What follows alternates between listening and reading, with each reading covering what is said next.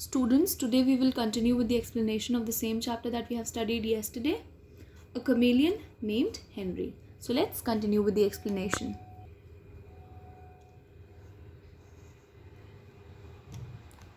If I was patient, Henry would take food from my hands. This he did very swiftly. Narrator कहता है कि अगर वो बहुत धैर्यपूर्वक या बहुत आराम से या बहुत कामली जब हेनरी को खाना देता था तो हेनरी बहुत स्विफ्टली मतलब बहुत तेज़ी से उसके हाथ से खाना ले लेता था.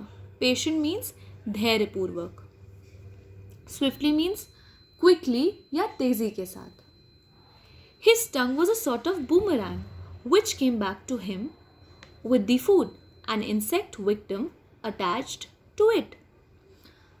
अब जो हेनरी की टंग थी ना वो एक बूमरैंग की तरह थी. बूमरैंग को अगर हिंदी में डिफाइन करें तो बूमरैंग एक टेढ़ी लकड़ी जैसा हथियार होता है जो पक्षियों के शिकार के लिए फेंका जाता है और वो लौटकर वापस आ जाता है.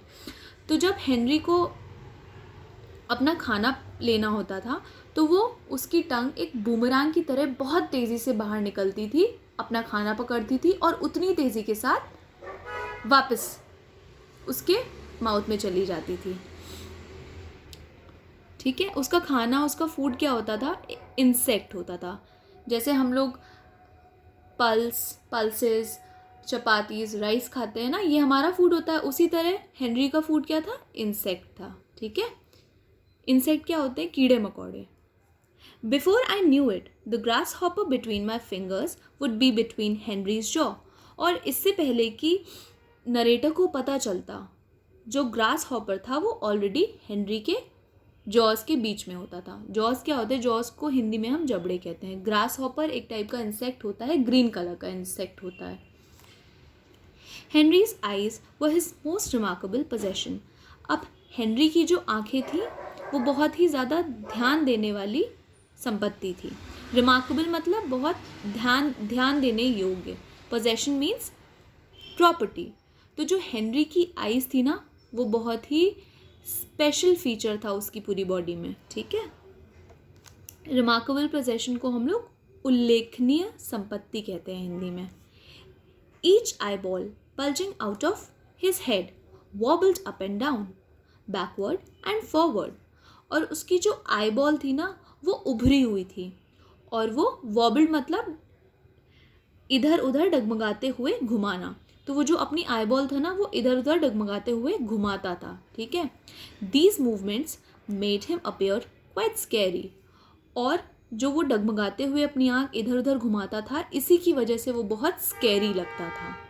स्कैरी मीन्स डरावना, अपीयर मीन्स दिखना. He could move one eye without disturbing the other. Henry अपनी एक आँख बिल्कुल स्टिल, बिल्कुल स्टेबल रख सकता था और उसी टाइम पर अपनी दूसरी आँख मूव कर सकता था. ठीक है, whenever I visited Henry, his nearest eye would move round until he could see me clearly. और जब भी नरेटर हेनरी को विजिट करता था तो हेनरी की आँख तब तक घूमती रहती थी जब तक वो नरेटर को देख नहीं लेता था. Then it would stop and the other eye would look in a different direction. फिर उसकी वो आँख रुक जाती थी और दूसरी आई दूसरी डायरेक्शन में देखने लगती थी. Although Henry did not cause any trouble in a house, he did create an uproar in the nursery school down the road. अब नरेटर कहता है कि हेनरी ने उसके घर में कोई परेशानी नहीं पहुंचाई, कोई ट्रबल नहीं पहुंचाई, कोई डिस्टर्बेंस नहीं की, लेकिन एक हंगामा हो गया जब वो एक नर्सरी स्कूल में चला गया जो कि उसके घर के पास था. It all began quite innocently. और ये सब बहुत ही अनजाने में हुआ. When the papayas in our garden were ripe, grandmother sent a basket full to her friend Mrs. Ghosh, who was the principal of the nursery school. जब narrator के garden के पपाया क्या होते हैं? पपीता.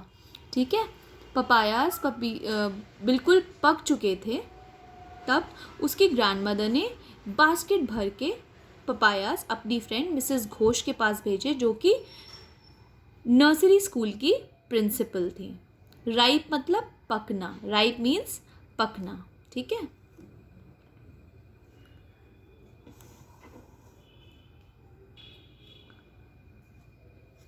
अप्रोर मीन्स शोरगुल या हंगामा।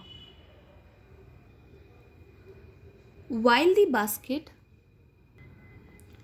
of papayas was lying on the table, Henry managed to slip in when no one was looking. जब पपायास की बास्केट टेबल पर रखी हुई थी, तो हेनरी जो था वो किसी तरह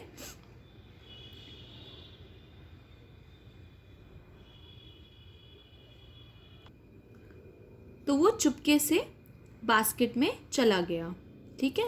स्लिप इन का मतलब जल्दी से और खामोशी से निकल जाना या अंदर आ जाना बिना किसी की नज़र में आए।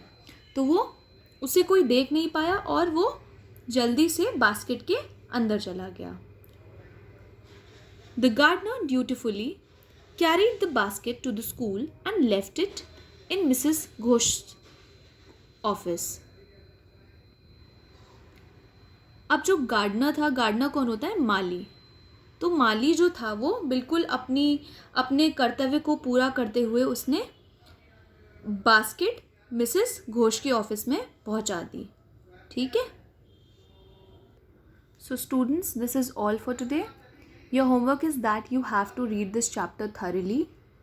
You have to underline all the difficult words as well as you have to learn these difficult words. And the rest of the chapter we will complete tomorrow. Thank you class. Have a good day.